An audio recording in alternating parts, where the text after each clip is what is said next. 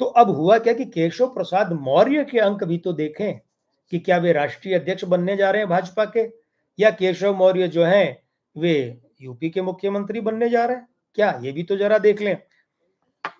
केशव प्रसाद मौर्य 7 मई 1969 बुधवार को जन्मे हैं। बुधवार, तो पहली बात तो आपको समझ में आ गई ना कि केशव प्रसाद मौर्य का मूलांक 7 है और योगी जी का मूलांक 2 है। ये दोनों यूं हैं, हम बार बार कह चुके हैं, दोनों ही स्त्री अंक हैं, लेकिन दोनों ही आपस में विरोधी है। अंक 7 2 का विरोधी है और 2 अंक 7 का विरोधी है। तो फिर क्या, यही तो हो रहा है। योगी जी के मुख्यमंत्री बनने के एक दिन बाद भी, पूरा एक दिन भी नहीं हुआ, इनके बीच ढंग से तालमेल रहा नहीं। पहले दिन से उखड़ा उखड़ा मामला है। तो ध्यान दीजिए, केशव प्रसाद मौर्य का मूलांक 7 और योगी जी का मूलांक 2 परस्पर विरोधी है, इसलिए इनके बीच में उखाड़ पछाड़ है। और एक और है, योगी जी मुख्यमंत्री हैं, केशव प्रसाद सोचते हैं कि मैं मुख्यमंत्री पद का वास्तविक दावेदार हूं। इसका ज्योतिषीय कारण क्या है, योगी जी का भी जन्म का दिन बुधवार है, अंक 5 है, और केशव प्रसाद मौर्य के जन्म का दिन भी बुधवार है, अंक 5 है। दोनों समान है, दोनों एक ही धरातल पर है, दोनों अपने आप को बराबर मानते हैं, कोई कम नहीं मान रहा, इसीलिए ये टक्कर हो रही है, ये वर्चस्व की लड़ाई बन पड़ी है। और उसके बाद में केशव प्रसाद मौर्य का भाग्यांक 1 है, मूलांक 7, भाग्यांक 1 है। 7 1 का क्या है, प्रबल मित्र है, लेकिन 7 केतु है। 7 क्या करता है, संबंधों में दुर्बलता शिथिलता लाता है। ये हमने कहा ना, योगी जी के दूसरे कार्यकाल की शपथ का अंक क्या है, 25 मार्च, तो 7 ही तो है, और वो 7 क्या है, संबंधों में दुर्बलता।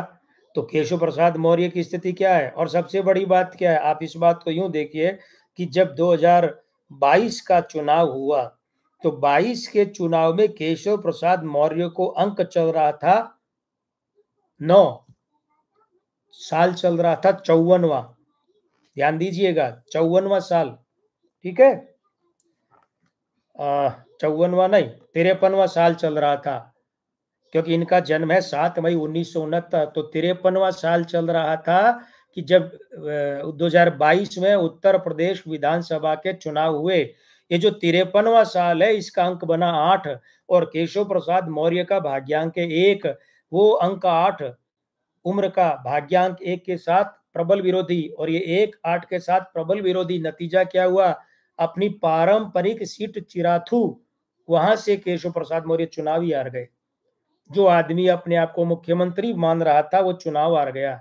और आप हमारे उस समय के पहले 2020 के आसपास के 21 के आसपास के सोशल मीडिया पर पोस्ट देखेंगे, तो हमने वहां लिखा हुआ है कि केशव प्रसाद मौर्य समेत जो जो लोग योगी आदित्यनाथ के लिए, मतलब पूरी भाषा याद नहीं है, हराने की सोच रहे हैं या मुख्यमंत्री पद से हटाने का सोच रहे हैं, कि ऐसा नहीं है कि वे अपना खुद का ही चुनाव हार जाए। तो दारा सिंह चौहान हार गए, केशव प्रसाद मौर्य हार गए, और एक आध और ऐसे हार गए कि जो इस जुंडली का हिस्सा थे। क्यों हार गए, क्योंकि केशव प्रसाद मौर्य के हमें पता था कि वो 53वां साल चलेगा चुनाव के समय, और उसका अंक 8 होगा, और केशव प्रसाद मौर्य का भाग्यांक है कि हमें पता था कि वो 1 और 8 यूं है, इसलिए परिणाम वो हो रहा। तो अब क्या है, ये मासांक 5, केशव मौर्य का जन्म का मासांक 5 है, वर्षांक चलित है, तो वर्षांक 7 है, वर्षांक और मूलांक दोनों 7 हो गए, मासांक 5, दिनांक 5 है, और उसके बाद में चलित का अंक 6 है। केशव प्रसाद मौर्य का नामांक 2 है। बना कैसे है, केशव का 22, प्रसाद का 19, और मौर्य का, हिंदी में मौर्य होगा, अंग्रेजी में मौर्य का 15, तो ये बना 2।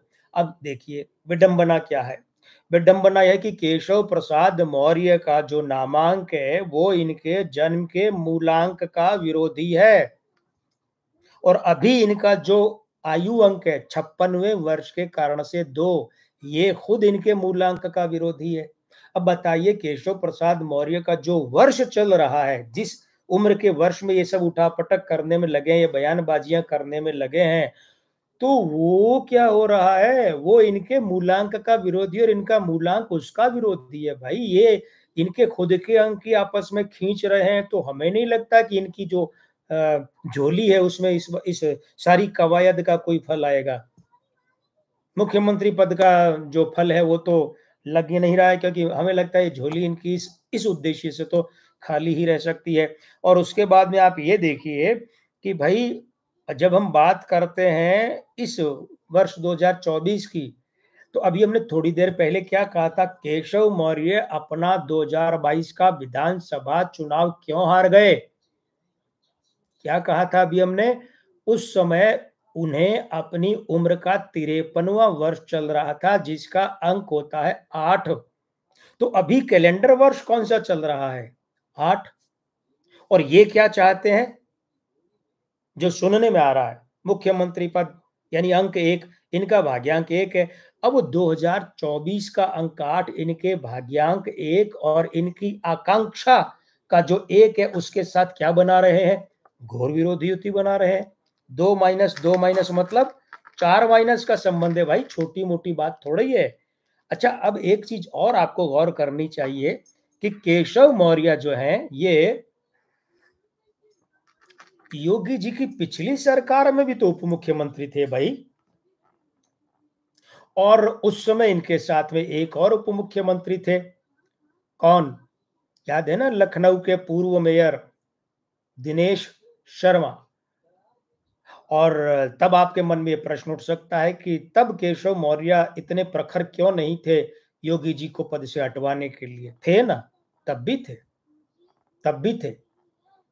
क्या होता है कि ये राजनीति, इस राजनीति में जहां से गोली चल रही है वही जगह गोली चलाने की हो, ये आवश्यक नहीं है।